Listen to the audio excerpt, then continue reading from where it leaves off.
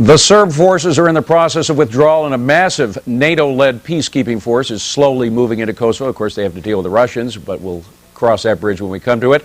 Will the peace agreement hold over the long term? Joining me now to discuss this is Joe DioGuardi. He is president of the Albanian American Civic League, and Radmila Milentijevic. She is former Minister of Information for Greater Serbia and Yugoslavia, and she is now a professor emeritus at City College. Thanks both to you. Good to see you again. Radmila, let me go first to you. We are hearing reports now of mass graves in Kosovo. How do we go about and verify these reports?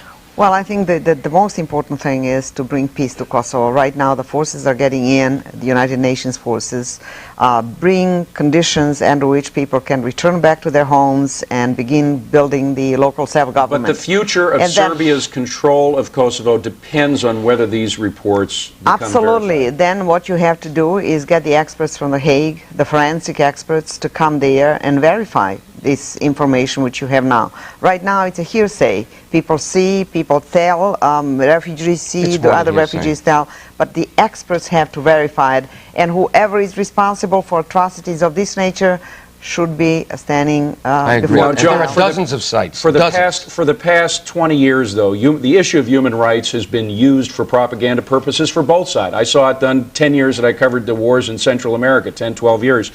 Is there any way to verify that these reports are true and to hold back our judgment until we find out if these reports are true? Because you've been jumping right in with your judgments. Right.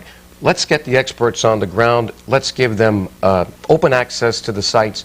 We know from last summer when the Serbs torched 500 villages, when they got the green light to go in and wipe out the Kosovo Liberation Army, what they did is they tried to wipe out the Albanian population. We know that there are dozens of grave sites. Let the experts go in. They have not been able to go in. There have been no journalists in Kosovo. There have been no experts in Kosovo. Let's get the facts. But if you want to see why this happened, go back to our own U.S.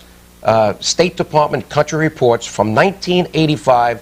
I testified in Congress as a congressman and afterwards, and used those examples. We never acted on it, but some of the most brutal violations of human rights were against the Albanian people by the Serbs, and they're recorded by our State Department. Radmila? Before the bombing started on March 24 of this year, we have had a civil war in Kosovo going on for more than a year.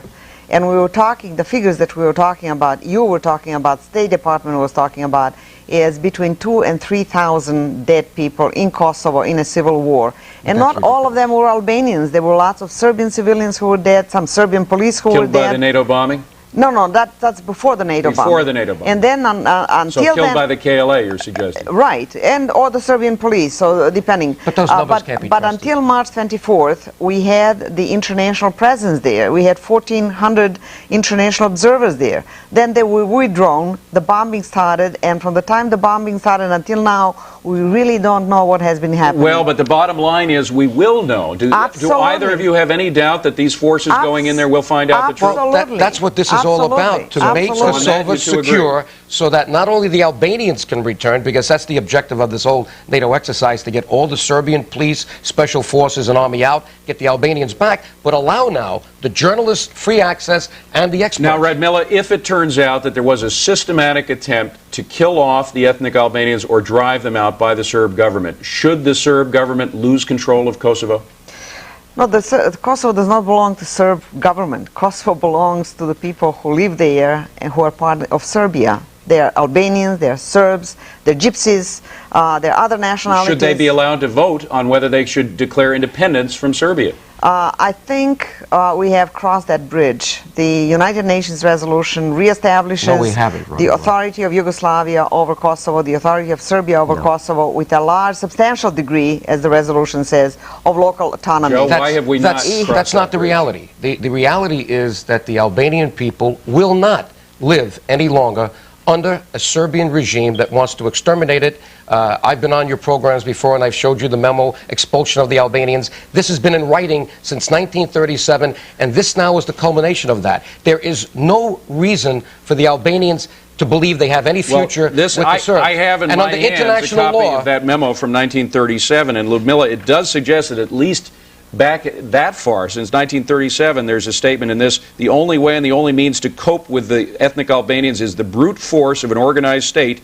in which we have always been superior to them. And You that's know, what Vaso memo are you Tribilovic. talking about? The This memo is- you got this from is a Mr. memo DioGuardi? No. From The- 1937 by Mr. Kubrilovic. Tribilovic. He's a dead man now. You can ascribe But he was anything to honored him. 2 years But- before he but- died by Milosevic in 1990, believe it or this not. is a typewritten thing which you got from Mr. DioGuardi. No, the I didn't get it Albanians from who- him. I got it from or somebody his else, but it was sources. from the ethnic It was Albanian given to me in sources. 1986, and I gave it to our State Department as You know- far back as that. You So know, this is not something in that was put together. In 1941, when Hitler conquered Yugoslavia, he carved Kosovo out of Yugoslavia and gave it to Albania, which was a fascist state, and they proceeded to clear out of Kosovo then 150,000 Serbs and Montenegrins. Albanians did not do that. Who never that is were not their able to tradition. Go return ahead. back, who were never allowed to return back. So it is really during Hitler's rule in Kosovo, or the Albanian fascist rule, that the balance of ethnic Okay. relationship was We changed. have to leave it at that, that's- Joe. And Radmila, we thank you very much for coming. Bottom line, though, you both agree that now we will find out the truth. Absolutely. The Okay. truth has to come out. Let the people see it for themselves. now. Absolutely. Radmila and Joe, we thank you very Thank you. much.